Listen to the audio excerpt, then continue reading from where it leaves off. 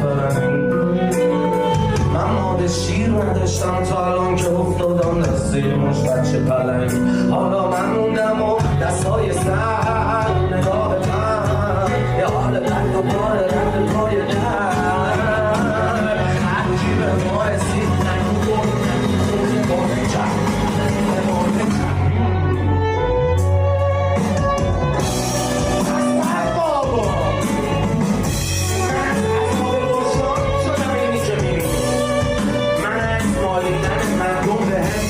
Siracı